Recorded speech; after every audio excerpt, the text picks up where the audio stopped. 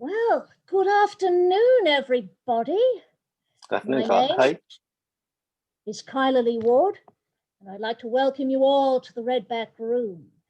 Now, this initiative of the Australasian, I got it right this time, Horror Writers Association is a bi-monthly webcast featuring Australasian horror authors, both new and established.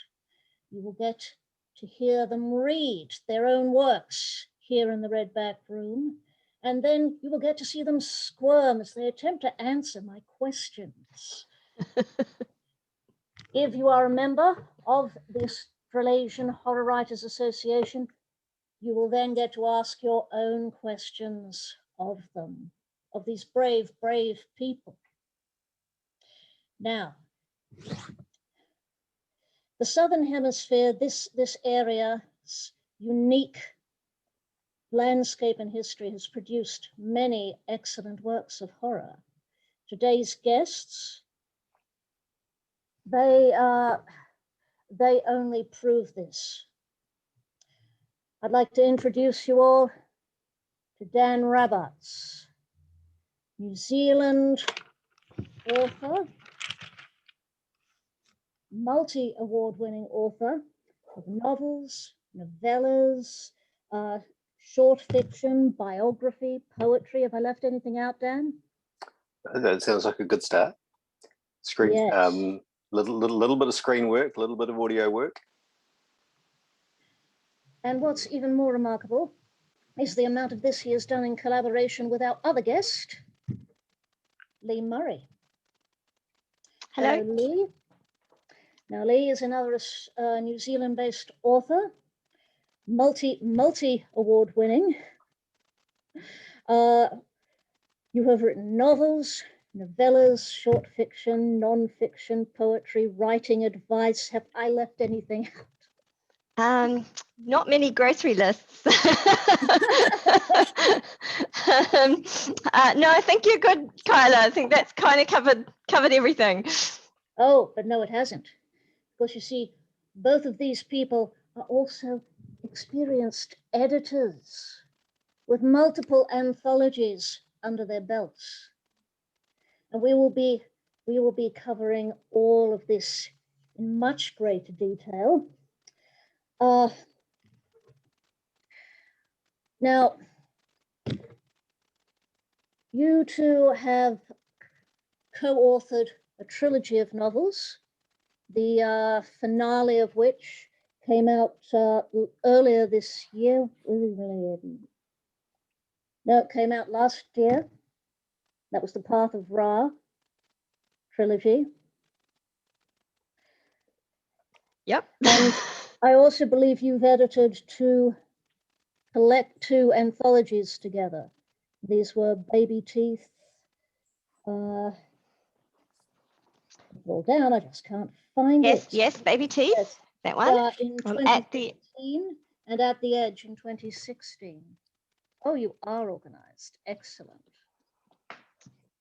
And they won us a couple of these. Oops. That would be a Sir Julius Vogel. Yeah, and one of those too, behind Dan. I don't have mine here on my desk. Yeah. So we're very lucky to have managed to nab one of those lovely trophies while it's still available. Mm. And I know the other thing you've had come out quite recently, whose momentum only seems to be building and building, is the anthology Lee you edited with Jean. Yes. Oh. This one? Yes, that's the one, Black Cranes. Yes. Genevieve Flynn. Yes, she's an Australasian Horror Writers Association member as well, and one of this year's new mentors, beg your pardon. So she's just thrown her hand in the ring there. So someone's going to be very lucky to have her support. Now, what is the status on Black Cranes? Because every time I try to look up what it's been nominated for, It just keeps on going. It's definitely blowing us away, that is for sure. It's well, obviously it's taken the Bram Stoker. It's currently it was shortlisted for the Australian Shadows and also the Australis Awards, and is currently on the shortlist for the Shirley Jackson Awards and the British Fantasy Awards. So I think that's all. Anyway, it's just been it's just been incredible. We've been very, very excited about it. No, truly remarkable work. Now, Dan, you're the one who's had something out earlier this year, the finale in your Sons of Bane trilogy. Not the finale, only the third book of five. Third book of five. That would only be the third volume. Yes. So Sisters of Spindrift. Yes, that's book 3, and there's 2 more. I've just finished writing the 4th, and I'm in the process of planning the 5th and making sure that all the ducks are in a row. That will be the finale. Now, I have seen this series, not trilogy, series described as grimdark high fantasy steampunk. Yeah. Yep. There's probably a few more categories to throw in there, eh, Dan? They all fit. You sort of there's the strange comedy side of it as well. It's it runs along on a vein of food-based humor. Carries the story as well. So there's that too. All right. Well, hopefully we'll be able to get to that. But right now, I believe you've both prepared a reading for us. Yes, we have. We're going to read a section out of the latest book, well, the last book in our trilogy, Path of Ra. This is the Blood of Sun, and it's hard to see because I've got the Blood of the Sun background. This is artwork by Daniele Serra, Italian artist who's currently on the World Fantasy Awards and also the British Fantasy Awards as best artist. So exciting stuff. Yeah, we're very lucky. Anyway, this is from chapter 16, and it kind of gives you a heads up about what's happening in the story, and Dan's going to give you the scary bits. So here we go. My character's name is Pandora, or Penny. She is a scientific consult to the police.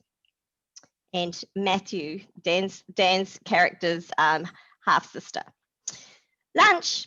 Penny hasn't got time for lunch. She should really head straight to the lab and get to work on the samples stowed in the cool spec bags in her parents' hallway. With the huge job of identifying the bodies still to be completed, relatives of the dead at Mangere won't have been informed of the tragedy yet, but as soon as they are, their natural response will be to ask questions. Grief-stricken and incredulous, they'll want to know everything they can about their loved ones' last moments. What was in the Kool-Aid they'd ingested? What effects would they have noticed? How long did it take? Did they suffer? Using practical, methodical, painstaking scientific analysis, Penny and Beaker should be able to provide families with those answers. They can isolate the poison, its concentration, perhaps even its source. They can extrapolate from the agent's data safety sheets and online medical databases to point to the likely effect of the poison and assure them of the rapidity of their passing. Ye Scientific will be able to provide those answers at least. Determining why a legion of men and women took their own lives is another story. The human psyche a never-ending enigma and mob behavior just as elusive. Why, for example, would a group of people, men and women with families and friends and lovers, with children, willingly descend into the cone of a volcano, lay themselves down in a koru shape, and carry out the most immutable of acts? Why that volcano? Why that shape, which is so imbued with meaning? Didn't they realize that the koru is a symbol of life, not death? And if they were hurting so much inside that they couldn't bear to go on, why didn't they say something? Why not reach out and let someone know? Why go to this extreme? Why? Penny shivers. Even with the most advanced technologies available, science might never be able to answer those questions.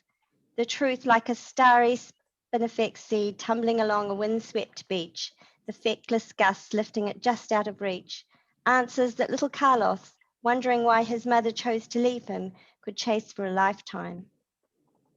Mum's voice interrupts Penny's train of thought.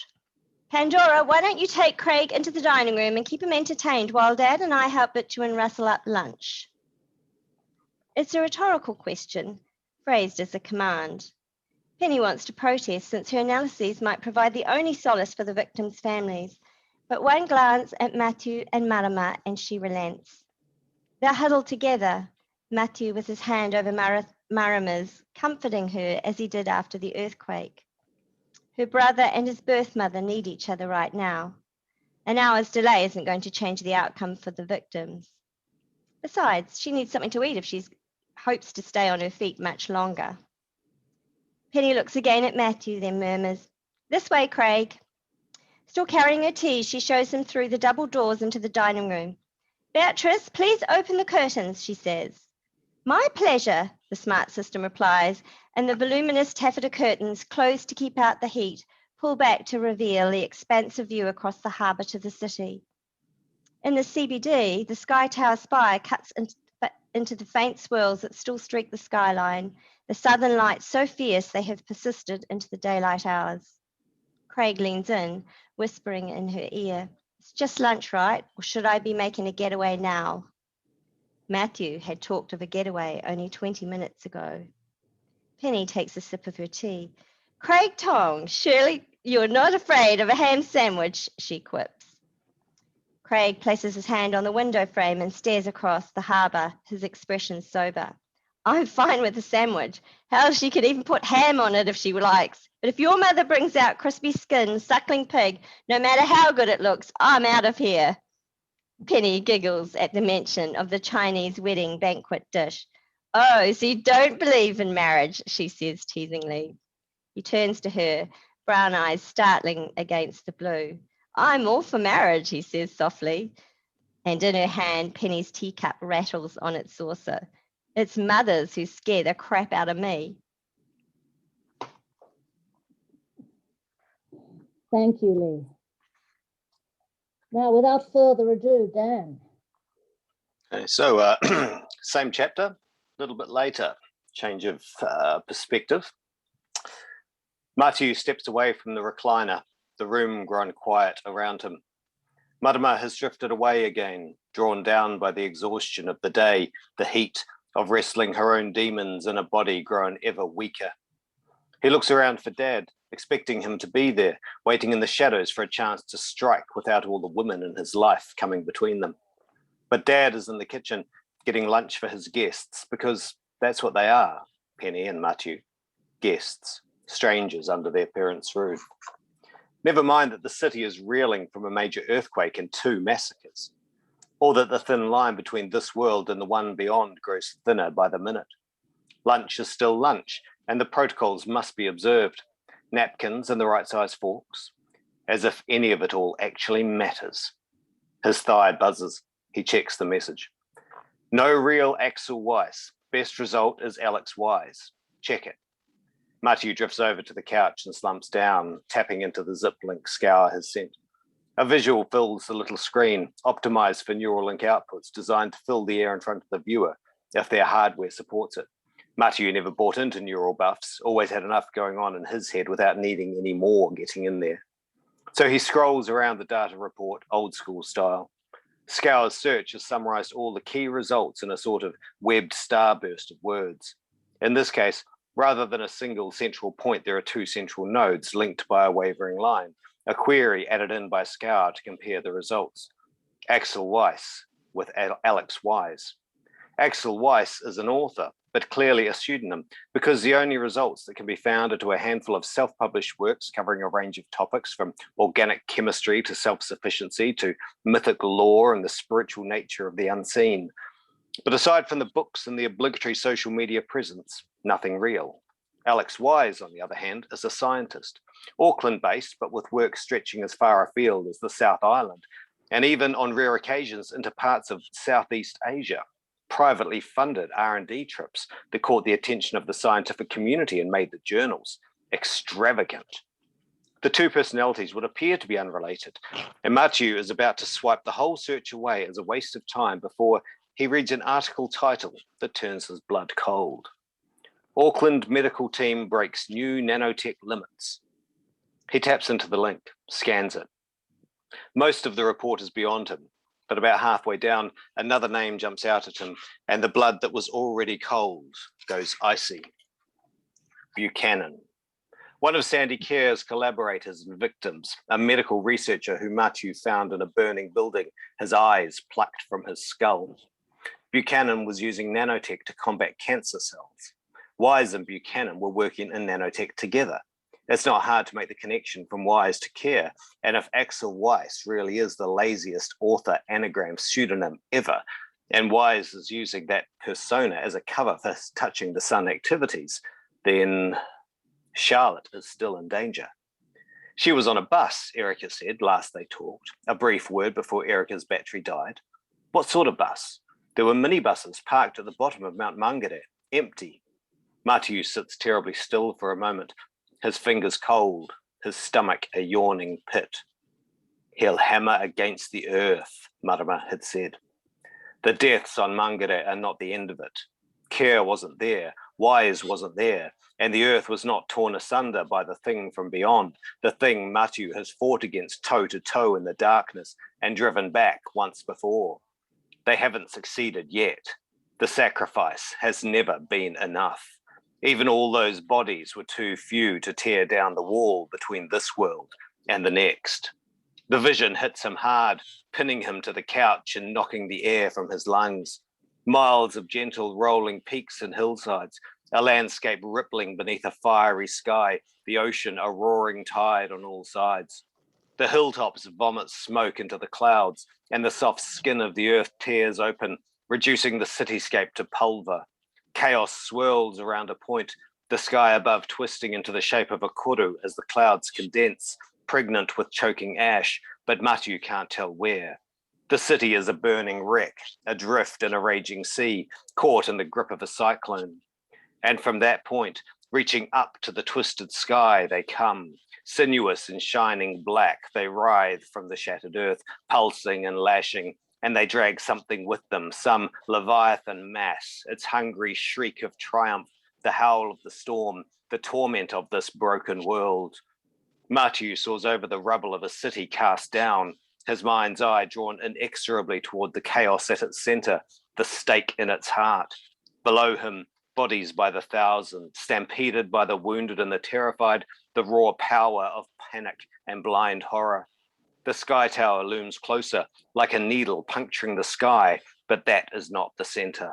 The harbour bridge heaves and roils, shedding metal from its hide like a chained beast straining to break free, but that is not the eye of the storm. A peak rises behind the waste of the city centre, behind the splintered skeletons of burning skyscrapers, and from its maw the fire rises, embracing the behemoth that has split the veil between worlds, the thing Matthew has faced, dreamed, dreaded. He races on, weaponless and without a plan, seeing only the creature in all its dark splendor, swelling to blacken the sky, and something else, something clinging to the tentacles that weave and lash. A figure, small, too far away to make out a face, but Matthew knows who it is, knows it like the blood in his veins. He cannot fight this. Marama was right. They should have run. The tide rolls in. Time runs out. Everything falls. All he has are his hands, these strange, glowing hands. He looks down. His palms are open, and spread between them is a ball of light, too bright to gaze upon, a miniature sun walled around with coiling patterns. Its heat burns him. Surely it will burn the beast as well. The nightmare rushes in. He raises an arm, filling the darkness with light. The face of the figure that rides the monster, his face, cracks a demonic grin.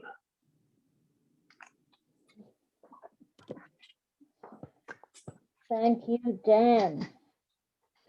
He does such a good job of those readings. Oh, wonderful, both of you. And such an interesting choice, because those two readings, they really do give you, in a nutshell, they're each of your protagonists, Penny and Matthew. So I'd like to start there, if I may. You each took a character. Was that yeah, actually, you know, I'll help you out here. You know, we decided we'd do this collaborative thing together. We were looking at people like Matt and Debbie Cowens, you know, and sort of being all jealous that they had this great collaborative, you know, opportunity, and how different their writing was, you know, in a collaboration compared to their individual writing, and how that offered something special.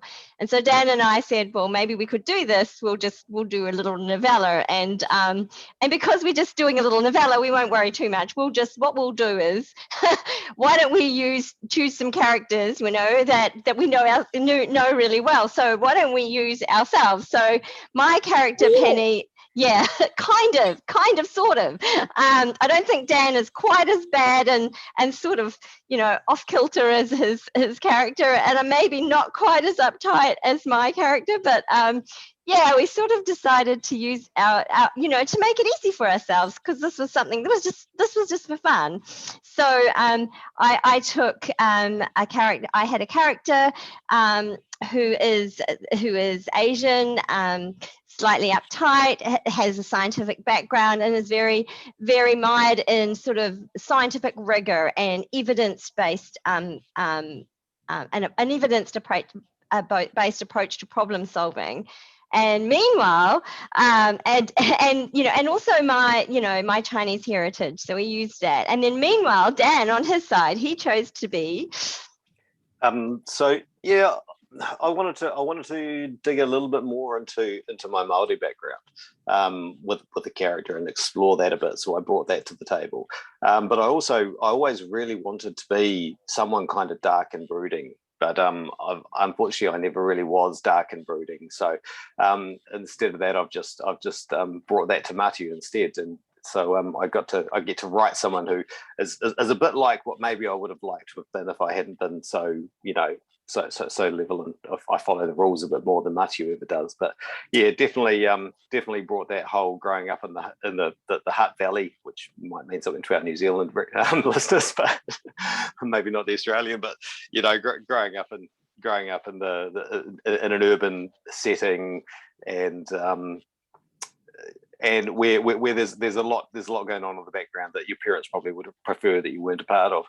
So that certainly came to the table with Matthew when he was writing him. So the short answer is we were both lazy, and we decided not to have to do too much research. So we used ourselves. Writing from the heart. But also we also went for that brother-sister thing, which kind of sums up our relationship, Dan and I. You know, I'm the big sister, he's a little brother. I've got little brothers, Dan's got big sisters. You know, we knew that relationship really well, and it's sort of obvious on the page, as well as kind of you know, our relationship sort of plays out on the page as well as in real life. So that was also nice. Yes, that relationship is one of the things in the book that rings absolutely true. And it's such a vital part of the dynamic of the entire story, how it proceeds. But what you've said about where you derive these characters from sort of startled me a little, because the other part of that engine that drives the book is that the two characters in many ways they're opposites. They are such opposites. And there's always this tension from the very first, almost from the first page of the first book. Yeah, that is right. And also we had so much fun with that, playing with that whole idea. It was wonderful, you know, that whole the juxtaposition of rigor versus, you know, the supernatural just made it so fun. And especially in a New Zealand context where we've just got so much to play with, doing something urban, it just, you know, it was something unique that hadn't been done. So I think that's probably why we got a little bit carried away with it, and it ended up not being a novella, and it ended up being something else, something bigger. Yeah, it did allow us to explore some things. What I think is really unique about it is that we were able to come up with a real world solution as well as a supernatural solution to these same crimes. So, and that was pretty something, you know, that I'm still astonishes me when I read back through them, and just it's been some time since I've actually heard any of the stories. So it was quite nice to hear Dan read that. But it reminds me that we actually have a real world solution as well, which is, you know, it's not common, you know, to get both. You either get one referring to, and that I agree, it was quite astonishing and worked superbly. We sort of set that as one of our rules. One of our rules for the format of the 3 books was that we would have to deliver a solution to the police that would be acceptable for them to close out the crime. So that was one of our rules. We had to be able to get there with that every time. Now, I think that may feed very much into my next question, which is, and this is another thing you don't see very often in this kind of work. Why did you choose a near future setting? Or near future. Things, the slightly advanced technology, the solar technology, nanobots, they all play a very important part in the plot as well. Yeah, they're not actually new. Those are not too new. So No. And that's why, because we were using my 30-year-old science, we didn't want to go too far into the future, which would have been beyond my little brain to go with. As part of it. It still is. It's not. It's beyond the present. Yeah, I think we wanted to go a little bit outside of our existing timeline, just so we could change up some of the details of the world that would feed into the setting we wanted to create. We wanted to get that slightly sort of post-oil crash, sort of not quite a global collapse, but everything's under pressure. There's a whole lot of environmental pressures which cause our groups to try creating these other solutions. So we have all this microgreen thing going on in the background because people are trying to find ways of building a new life, but it has to be life as usual, but business as usual. So that fed into the lack of cars on the road, and cars being a bit of a rarity, but you have lots of buses and things like that driving around using biofuels, and you've got farms, government-run farms, because we don't have the same import-export market. It was just to make everything feel a little bit more on edge, I think, and also particularly as we get towards the 3rd book, and we've got the whole that focus on the electric vehicles, and sort of just plays into thinking about that at a different level as well. So just taking it outside of the here and now gave us scope to play with that as we wanted to. Now, another thing that's very important, that I'd go so far as to say is quite a feature of this trilogy, that is your villains, your antagonists. Now, they run the gamut in these books, from the utterly prosaic and venal to the full-on apocalyptic, mythic dimensions. Now, I'd like to hear something about those villains and where they came from. We'll have to whittle it down. Do you have someone you particularly like to talk about, or shall we just start with Hansen, the gang leader from the first book? I know he doesn't actually spend much time on screen, as it were, but I'll let you talk about it, Dave. Dan. To me, he just Hansen and what he was doing. really did seem to set the tone. I think I just sort of wrote Hanson in a way that supported what the story needed. The story needed a sort of a puppet master on a very small scale for that. So he was running the dog fighting rings, and he had people who worked for him, and Matthew had at one point worked for him, but he was obviously a small cog in a bigger machine. But even then, Hanson was never he was never some sort of mastermind. He was just running his business in the background. But in doing so, he managed to get himself into some things that opened up the door for worse things, and then he ultimately pays the price for that by becoming a vessel for the other things that start coming through as a part of the series. So he was a vector, I suppose, if you like, a vector to open up more of the story that we wanted to get to, which had to do with the breakdown of the barriers between this world and the next world, because we knew that by the time we got to the end of the big story arc, we needed those walls to really have fallen down, and that was just a place to start. But I think it's really interesting that you should ask about the villains, because I don't think anyone's ever asked us this before, have they, Dan? And No. you know, really, it was interesting because we've got 3 stories, and each of them had to have a standalone story arc. So a person reading one book should enjoy a story and have the episode finish in effect. So we have one kind of major crime in each story, but because we are able to foil some of those bad guys, we you know, what's really apparent in these stories is that as soon as there's a void, someone moves to fill it.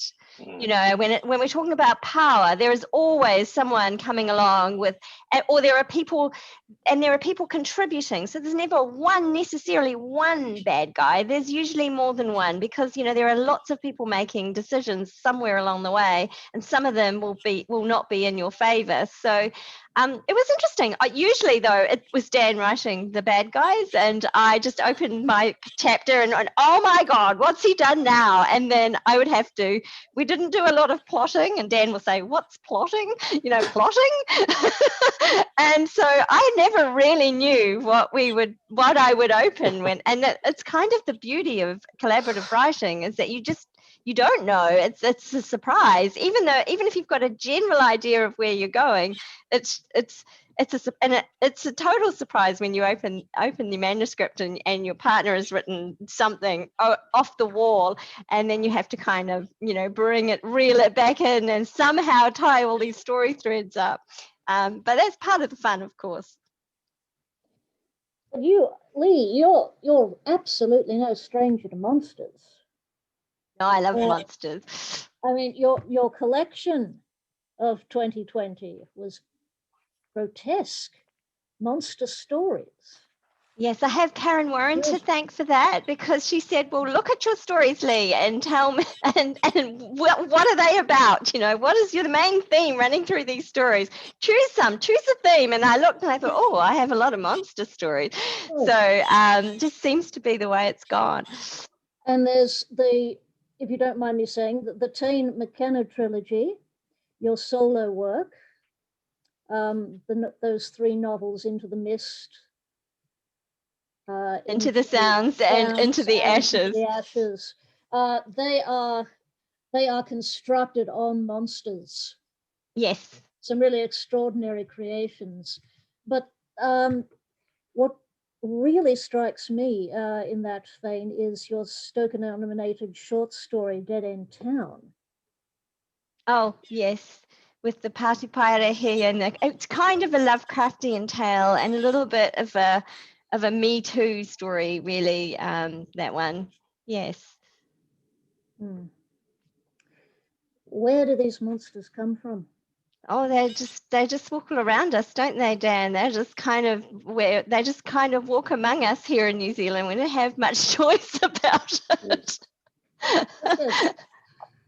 Yes, Dan. Your Australian Shadows Award winner the short story Riptide in 2018. Mm-hmm. That featured some monsters as well. Well, it You might. seem to have a very, or rather, a very particular take on monstrosity. Mm. Would that be Yeah. more? Yeah, it is a story in which you can never be absolutely sure if there is a monster or not, and I went to a lot of effort to make sure that that you can never be absolutely sure if there really is a monster, or if the monster is the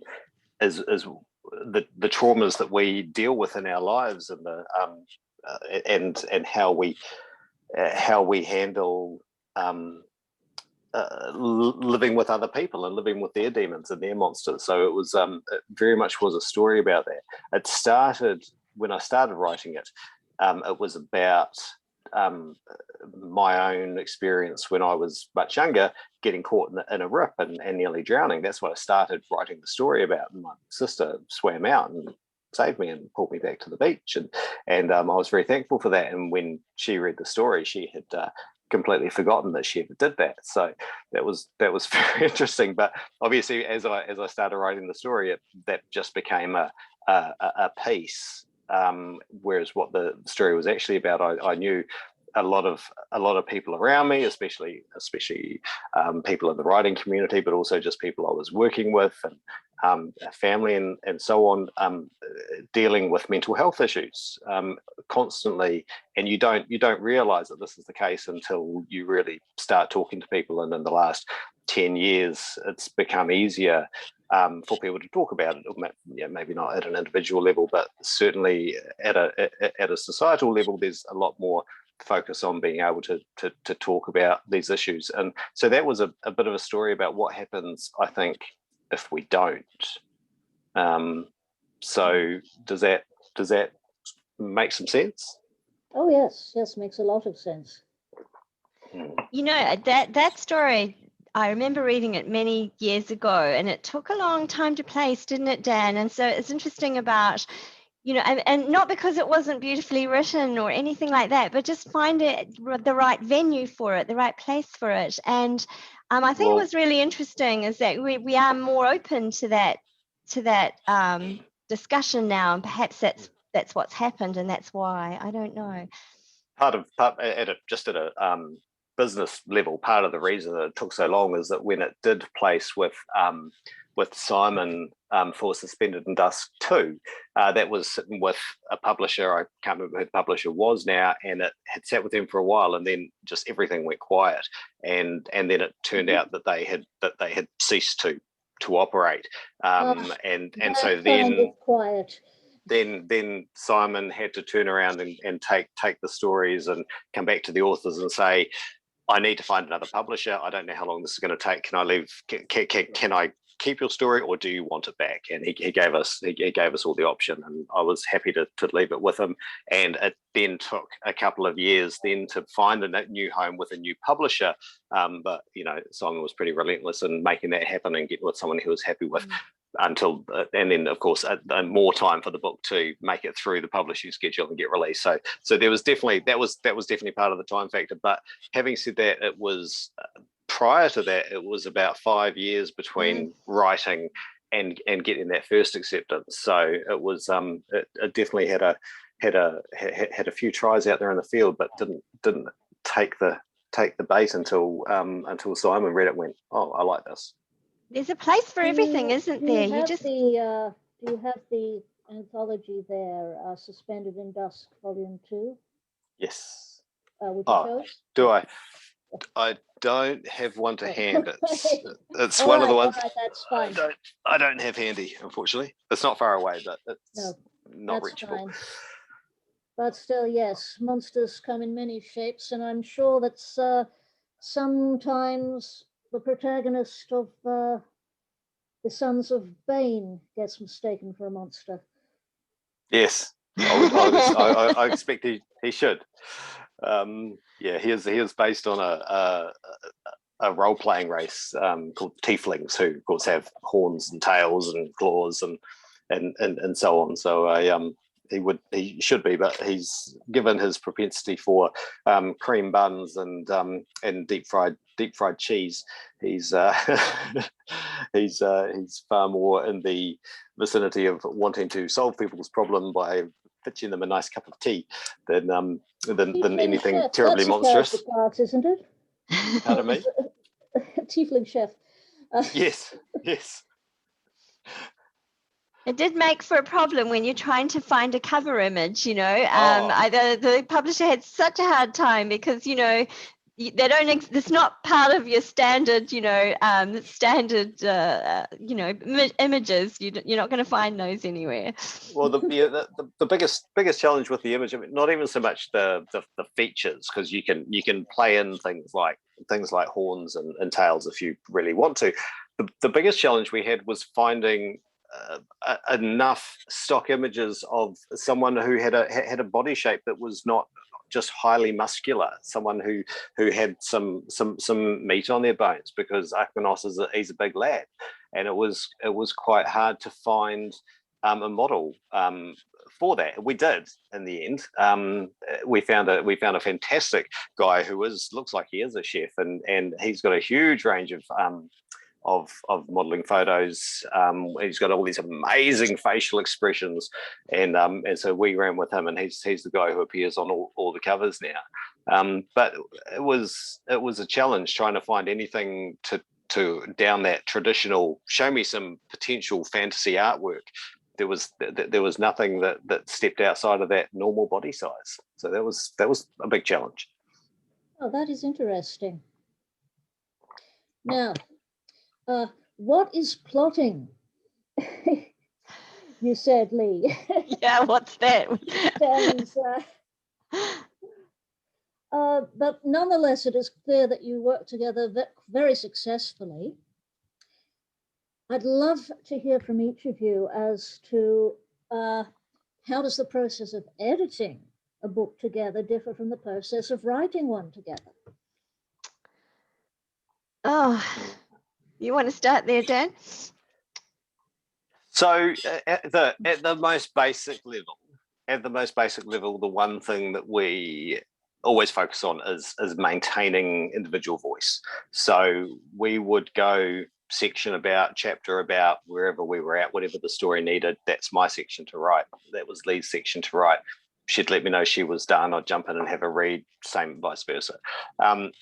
What we would do when we sit down to do our editing pass is look for story continuity things, look for character continuity, making sure that everything that was happening was falling together.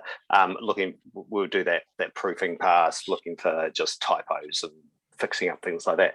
But we would if we felt that there was something that needed a significant change that was going to involve changing the wording around, that would go in the comments on the side and say, this is what I feel about this. We would very rarely sit down and rewrite anything that the other person had written to the extent that it changed it and changed the voice. We'd just throw it in a comment and throw it back. You know, this is what I think about this.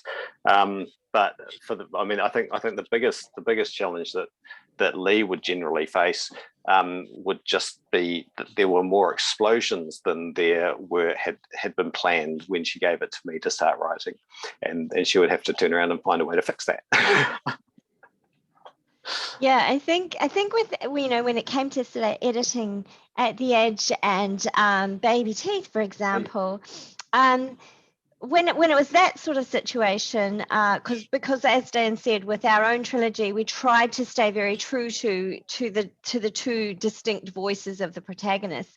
But when we were editing other people's work, it's very much the same sort of process. So Dan and I have this brother-sister thing where we both argue and squabble, and we see that in the trilogy, but we also see it in our editing. So people said they used to laugh at us because they'd open the document and there'd be me. I would have said, well, what about this? And Dan would be going, no, what about this? And so we'd have this whole line of sort of squabbling over, what the suggestion should be for the author.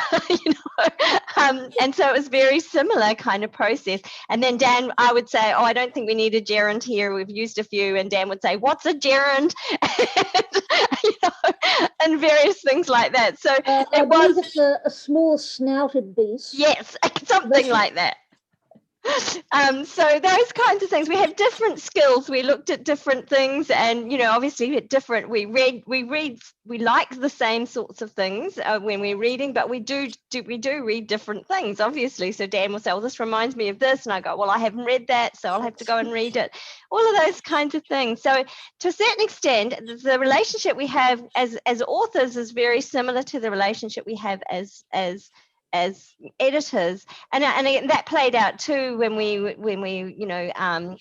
programmed a national conference together, and we've done other story competitions and things like that where we've been judges. The same sort of thing. We have that same relationship.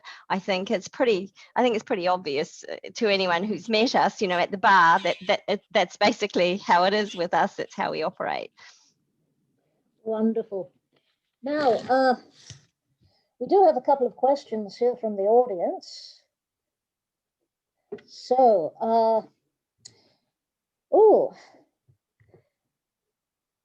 is there any New Zealand specific mythology you haven't explored in a story yet but would like to? I think this is for both of you.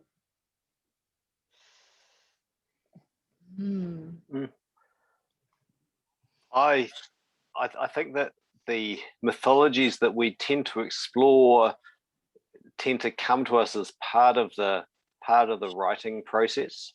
I've never sat down with one thing specifically in mind and said, I'm going to write a story about Taniwha and the Urewetas. But I've often started writing a story, and as I've been writing the story, I've realized that this is something that relates and feeds into it, and so I've stepped into that. And I guess in the back of my mind, I've got various legends percolating away that I know about that might present themselves at some point and be something I would take a bit further. But I can't say there's anything I'm specifically focused on turning into something like that right at the moment. What about you, Lee? Yeah, well, obviously at the moment with Black Cranes, I've been sort of very interested in anything sort of that sort of intersection of culture. So, looking to see where New Zealand mythology fits with the mythology of my heritage, for example. And so that's been really interesting. And, tomorrow actually, I'm off to Auckland to take up my residency for the Grimshaw Sargison Fellowship, and in that work I'll be looking at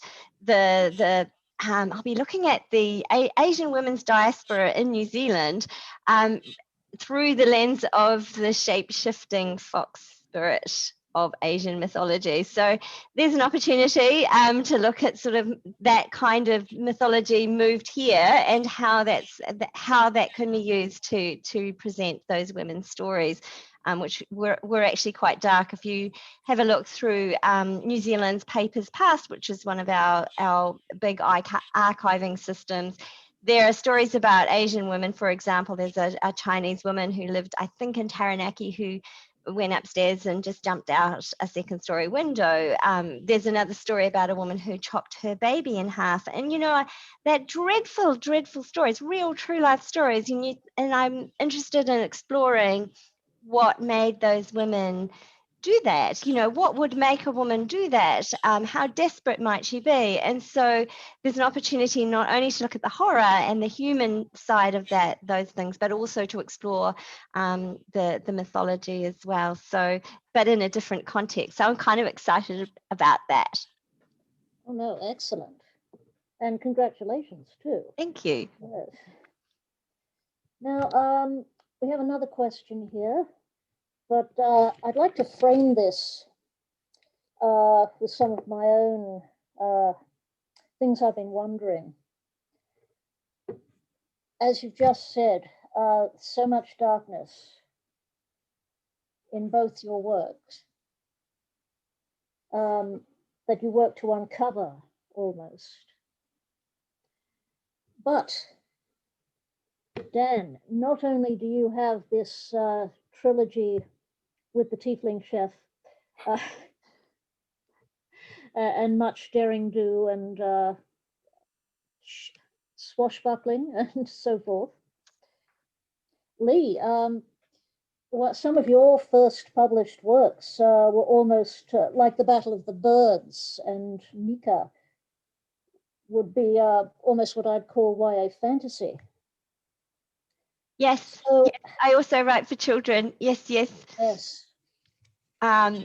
Look, quite Mowers, dark. that's Yeah. There need to be more mowers in children's literature. But, so the question from the audience is it a kind of therapy, writing horror? Which my question is, that I was hoping to get to ask you, is why horror?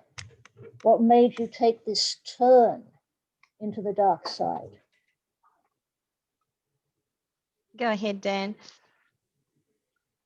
I think there is an awful lot of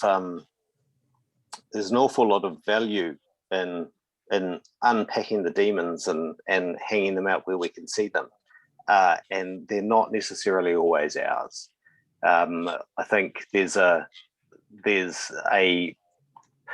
maybe a duty, maybe a responsibility that we as writers have, with this ability that we have to express ourselves, which is to take these things and put them on the page so that we can work our way through them. And it may not be that that's for us as a writer, maybe for the reader.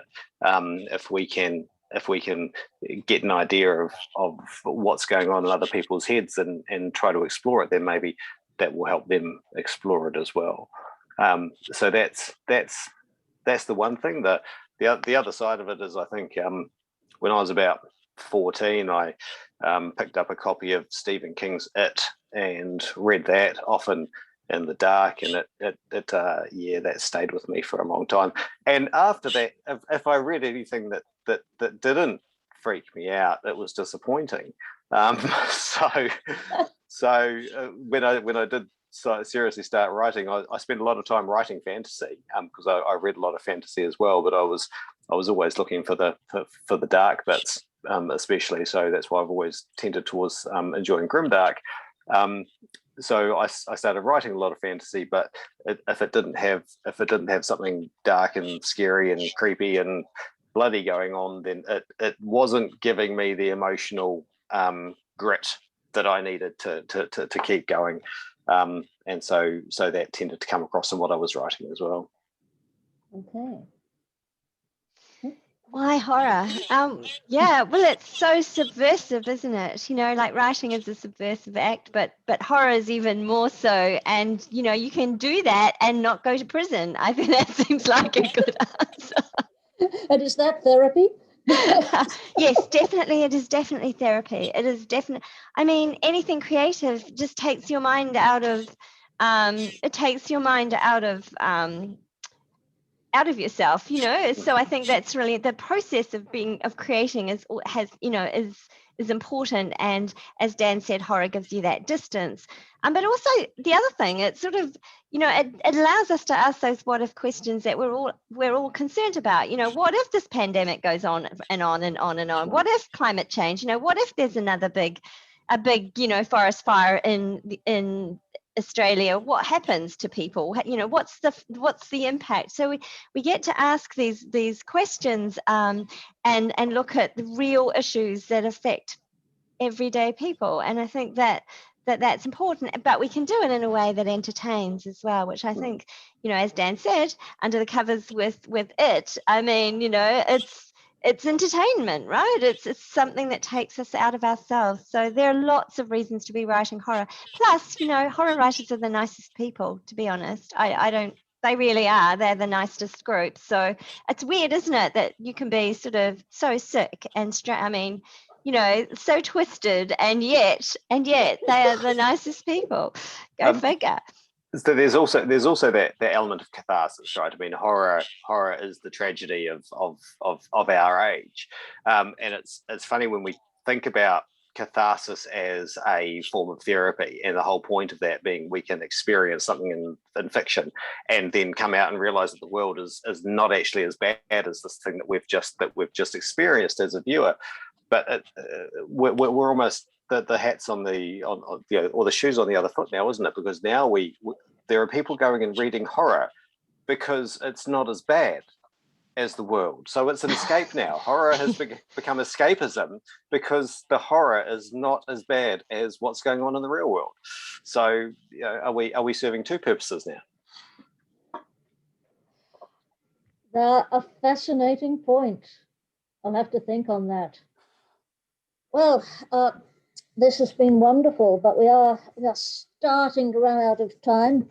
So I think I'd better ask if there's anything you'd like to tell us about recent work you've had out, projects that'll be coming out soon, that sort of thing. Oh, goodness. I just don't know whether I'm coming or going at the moment. I'm working on a screenplay with a colleague. You're going to Auckland. Oh yeah, I'm going to Auckland. That's right. I've just had I don't think you can see this. No, it's not going to work. Mark my words. Yes, we can see it now. Read the submission guidelines and other self-editing tips which I put together. It's actually an accident. Angela Eureka Smith and I were putting together a webinar for StokerCon, and we just got a little bit carried away, and it turned out to be a book on how to self-edit and get yourself off the slush pile. But my exciting news is that I have my first poetry collection coming out in October. It's a collaboration with Angela Eureka Smith, Genevieve Flynn, and Christina Singh.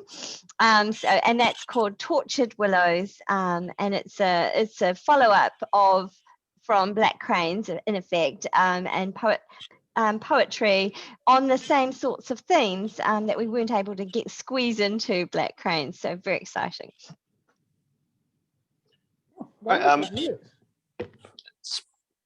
Probably I would be promoting everyone to have a look at the Children of Bane series. We have our first book, Brothers of the Knife and Sons of the Curse. They've been out for a little while. Sisters of Spindrift just came out this year, January, and like I say, I've just finished writing book 4, working on book 5. So that's my biggest thing. I had my first poem in a very long time just be published in an anthology from IFWG, edited by Sylvia. What's the name of that one, Lee? It's just gone out of my Hope. head. So Sorry, Sylvia, if you're watching.